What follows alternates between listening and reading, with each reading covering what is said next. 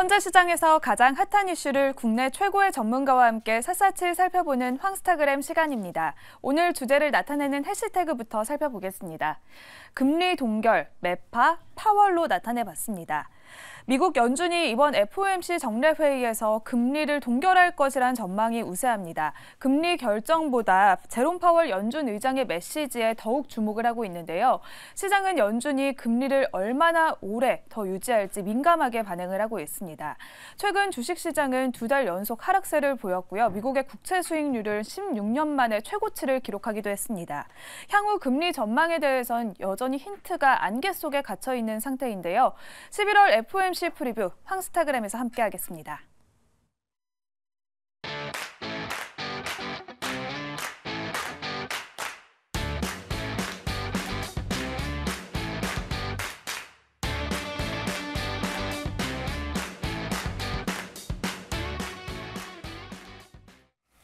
네, 급변하는 시장을 진단하고 그에 따른 대응 전략을 세워보는 시간, 황스타그램 시간입니다.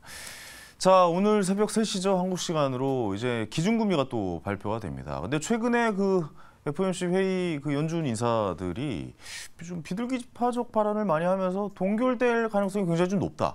뭐 90% 이상은 동결이다라고 좀 이야기하는 모양새인 것 같습니다. 그래서 과연 금리의 흐름, 그다음에 전체적인 이 경제의 흐름, 과연 어떤 이야기들이 나올지 오늘 먼저 프리뷰를 FOMC 회의의 프리뷰를 좀 한번 해보도록 하겠습니다. 대신증권 FICC 리서치의 공동락 부장과 함께합니다. 어서 오세요. 안녕하십니까. 반갑습니다. 확실히 좀 금리 동결이라는 의견이 지배적이긴 하죠. 어떻게 보고 계십니까? 이게 지금 뭐 연방금리 선물이라든지 각종 네. 지표를 보게 된다라고 하면 9할 이상 동결 쪽에 무기가 실리고 있는 상황입니다. 연내에 그러면 추가 인상 가능성이 이제는 좀 없다고 봐도 되는 시점입니까? 사실상 그렇게 시장에서 판단을 하고 있는 것 같고요. 네네. 물론 뭐 전제 조건이 있을 겁니다. 경제 지표의 흐름이라든지 최근에 민감하게 반응을 했었던 시장 금리의 동향도 살펴봐야 되긴 하겠지만 네네. 적어도 기준금리 결정에서 보게 된다라고 하면 이번 이제 동결하게 되면 2회 연속 인상 동결하게 될 것이고요. 그렇죠. 아마 12월 달에도 동결 가능성이 높기 때문에 이번 긴축 사이클은 어떻게 보면 지난 7월 달이 마감이었지 않았느냐라고 평가가 가능해 보입니다. 아니 그러면 이렇게 저의 좀 뇌피셜을 돌려본다면 저도 이런 상상력을 계속 돌려보고 왜냐면 저도 투자자니까요. 상상하지 마세요. 그러면 이거 잠깐 금리 인상 끝난 거 아니야? 약간 뭐 이런 생각도 저는 좀 하거든요. 그렇죠, 그렇죠. 왜냐면 네. 내년에는 금리 인상을 쉽게 단행하지 못할 것 같다는 생각도 들고. 지금 상황 그렇죠. 네, 어떻게 보면 내년 5월이나 6월에 금리를 오히려 인하하진 않을까라는 기대감이 저는 좀 들기도 하거든요. 네네. 금리 인상 끝난 거 아닙니까? 그러면 어떻게 보십니까? 인상은 끝난 것처럼 보이긴 하는데요. 방금 말씀하셨던 것처럼 네. 내년 5월이나 6월에 금리를 인하할 거라는 기대감들을 막기 위해서 전 파월 의장이라든지 연준 관계자들이 강력하게 멘트를 하고 계신 것 같다라고 해석을 하고 있습니다. 그러니까 금리 인상은 끝났지만 그래도 사람의 마음을 약간 조여가는군요. 그렇죠. 예. 긴장감 늦추지 마, 당신들. 그렇습니다. 예. 투자자 여러분들 긴장감 늦추지 마세요. 약간 이런 식으로 이렇게 싹 하는 거군요. 여러분대로 그렇게 흘러가지는 않을 겁니다라고 이런 멘트들이 나올 것이다라고 보고 예, 있군요. 저희는 그렇게 보고 있습니다. 알겠습니다. 예. 아무래도 금리 동결의 원인 중에, 그러니까 금리 동결을 점치는 이유 중에 하나가 국채, 이 장기물 10년물 네. 국채 금리가 인상이 뭐 한때 뭐 5%를 넘었다가 지금 4.8%, 4.9% 좀 왔다 갔다 하는 것 같은데 이 좀 원인 때문에 있지 않을까라는 생각도 좀 들기도 해요. 사실 그게 큰 것 같습니다. 네. 특히나 보면 9월달 FOMC와 함께 10월 초에 있었던 연준 관계자들의 멘트들이 상당히 터프했습니다. 네. 터프했었는데 그러면서 금리가 많이 좀 뛰었죠. 그러면서 거의 뭐 5% 육박을 한다거나 내일 모레 5% 찍는다 이런 공포감이 커지니까 10월 중순경부터 해서 연준 관계자들의 멘트들이 상당히 소프트하게 변했는데요. 대체적인 의견은 그렇습니다. 결국 기준금리라고 하는 거는 시장금리의 변화를 유도하기 위해서 결정하는 것이고 네. 그렇게 금리가 본인들이 더 안 올린다고 하더라도 시장금리가 떠 있다라고 한다 그러면 금융 조건들이 타이트해질 수 있는 여지가 커 보이기 때문에 굳이 금리를 더 올려도 되지 않겠느냐 그렇죠. 이런 쪽의 논리로 가고 있는 것 같습니다. 네네.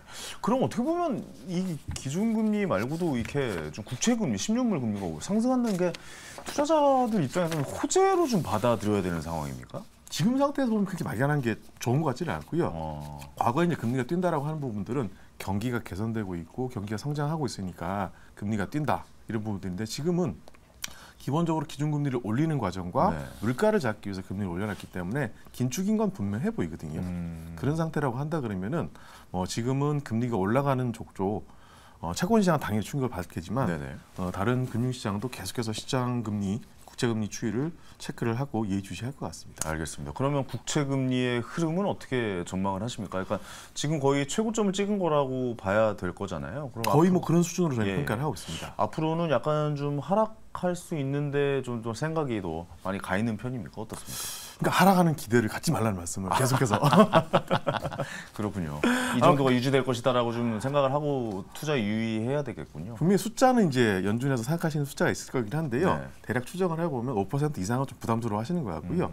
지난번 이제 FOMC 9월달 FOMC가 끝나고 나서 그리고 10월 초에 있었던 매파적인 발언이 나왔을 때 대략 금리가 4.5 이상 정도를 유도했던 부분들이 네네네. 크기 때문에 대략 4.5에서 5 정도를 유도하는 정도의 금리 정책 아니면 멘트가 있을 거로 보고 있고 시장 금리도 당장은 연준의 심기를 그렇게 그슬릴 여지가 없어 보이기 때문에 혹시라도 금리가 더 빠지게 된다라고 하면 또 올린다고 얘기할 것 같거든요. 네네네. 뭐 그런 상황들이 당분간 좀 이어질 것 같습니다. 알겠습니다.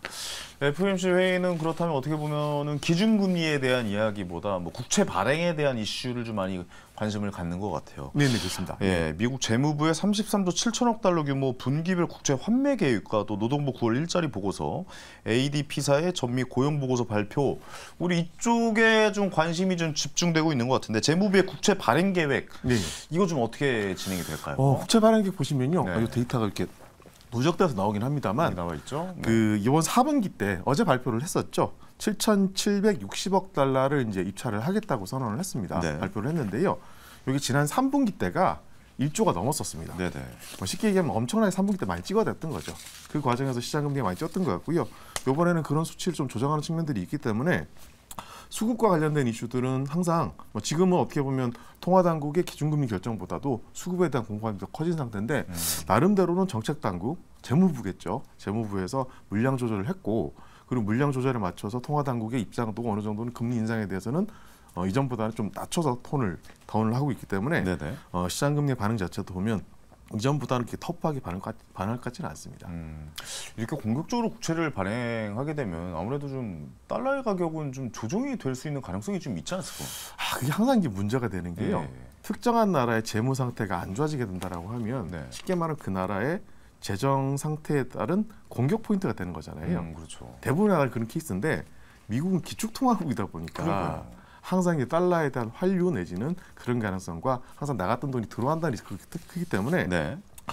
순간적으로 아마 발행이 늘어나고 채권 시장이나 금융 시장이 혼란이 겪게 된다라고 하면 오히려 달러에 대한 매수 수요가 많이 좀 들어오더라고요. 오히려 매수 수요가 많이 들어오는군요. 그러니까 항상 금융 시장의 불안이라든지 경기가 네네. 침체되겠다고 하면 그쵸, 달러를 사죠. 서프라임 위기 때도 보시면 아시겠지만 제일 안전자산이라고 생각하잖아요. 미국에서 문제가 생겼는데 아이러니하죠. 오히려 이제 달러 강세 같은 이런 예. 측면도 있는 것 같습니다. 지금 사실 전쟁 상황 같은 경우도 달러를 오히려 더 사는 금도 그렇죠. 사고 예. 달러가 먼저 반응하고 요즘 흐름이 바뀌었더라고요. 달러가 먼저 올라가고 금이 나중에 그런 식으로 올라가고 많습니다. 예. 그런 흐름으로 좀 바뀐 걸로 보여집니다. 이렇게 국채를 공격적으로 또 발행한다면 달러가 어떻게 흘러갈지도 좀 한번 지켜보셔야겠다 이런 생각이 듭니다. 어제 또 일본은행이 네네. 금융정책 결정회의 열고 핵심 통화 정책 중 하나가 수익률 곡선 제어 정책을 추가 완화하겠다고 발표를 했습니다. 그러니까 금리를 좀 올려도 괜찮다. 용인하겠다. 예, 용인하겠다. 뭐 이런 식으로 얘기하는데 우리나라에 영향은 없을까요? 일본이나 전체 시장은 좀 어떻게 좀 바라봐야 되니까 이렇게 되면.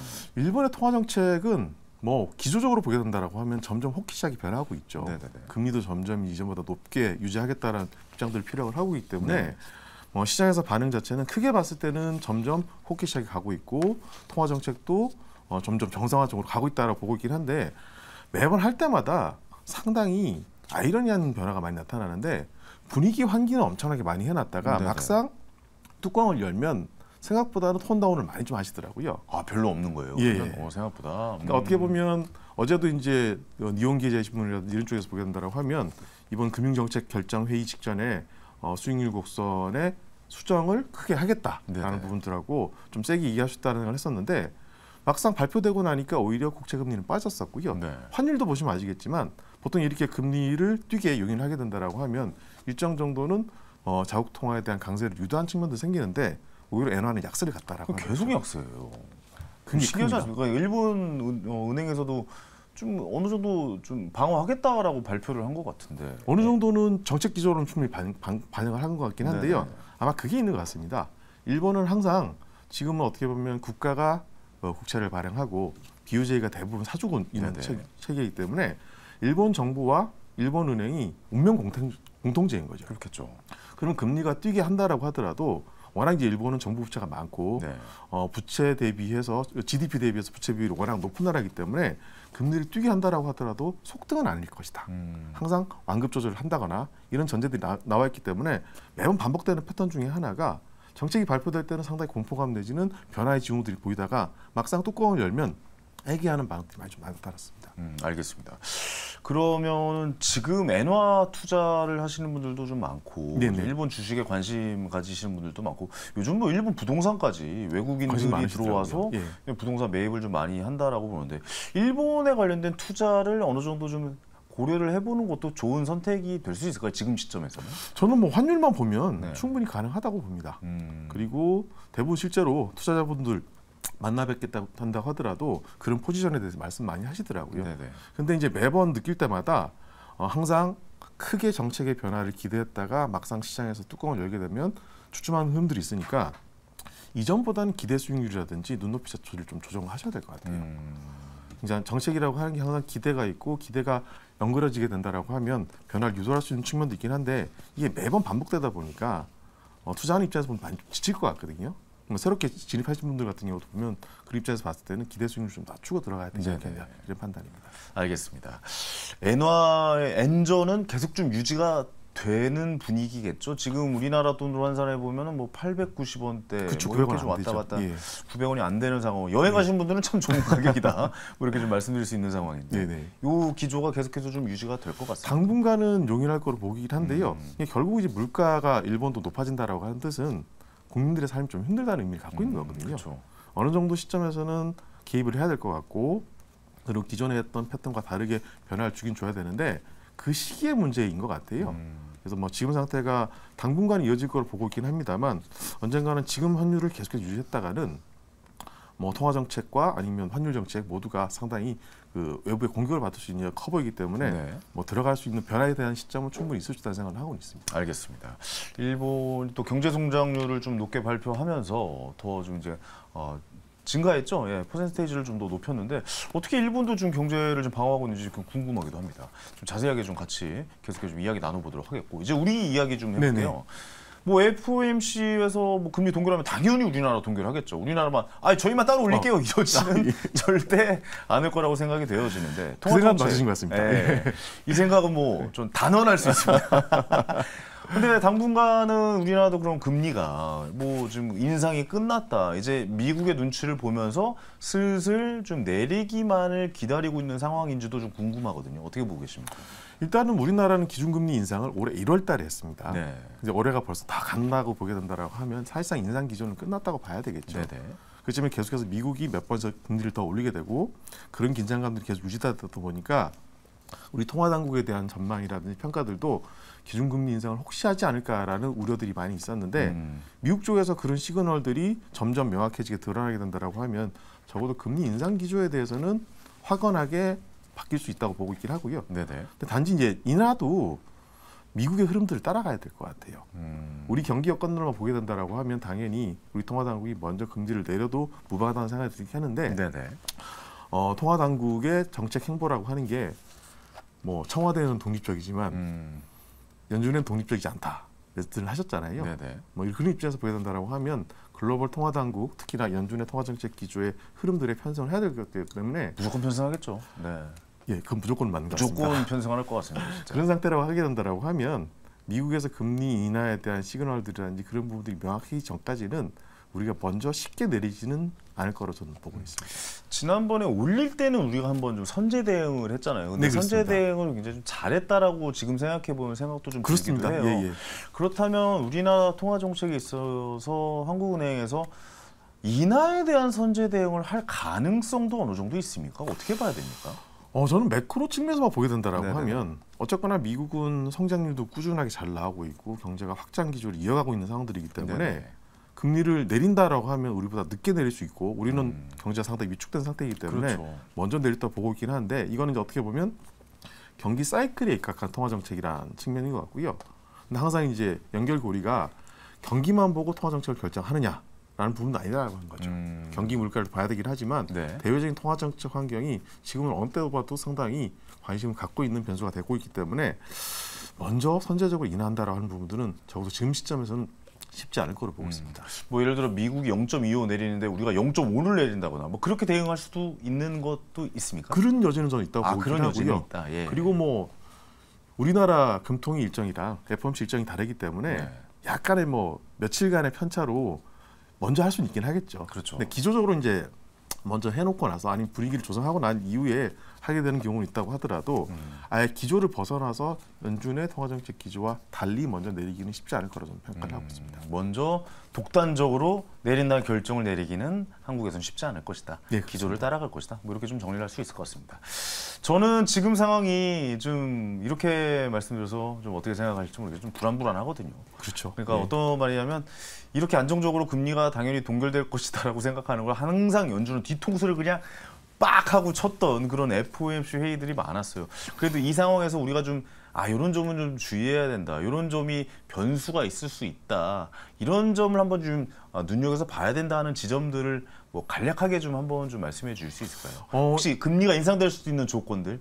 인상될 수 있는 예. 조건도 분명히 있을 수 있죠. 네네네. 연준도 분명히 의사 결정을 하는 합의체이기 때문에 네. 외파적인 인사들의 목소리가 강하게 되고 그분들이 내세우는 전제 조건들이라든지 논리가 강하게 된다라고 하면 인상할 가능성도 전혀 없진 않긴 한데요. 네네. 지금 상에서 봤을 때는 항상 적어도 직전에 연방금리 선물이라든지 컨센서스를 형성됐을 때 그걸 뒤집는 경우는 별로 없더라고요. 뒤집을 경우는 별로 없을 것이다라고 생각하면 되겠군요. 기준금리 결정은 그렇게 되는 것 같고요. 네네. 대신에 이제 멘트라든지 이런 부분들을 상당히 호기시하게 전환할 수 있는 여지는 펴보기 때문에 그렇죠. 말에 따라서 이렇게 올라갔다 떨어졌다가 반복이 되니까요. 그 지금은 시간, 어떻게 실시간으로. 보면 뭐 지난번도 느끼셨겠지만 네. 기준금리 동결했음에도 불구하고 시장이 더 충격을 많이 받았던 부분도 같이 봐야 될 것 같습니다. 알겠습니다. 어쨌든 동결이 될 수 있는 가능성이 거의 뭐 99%로 봐도 되겠다는 생각도 듭니다.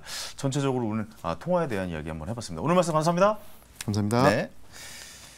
자, 스타킹 이제 마칠 시간인데 오늘 당첨자 밑에 나가고 있죠. 자, 이분께 졸탄 티켓 선물로 보내드리도록 하겠습니다.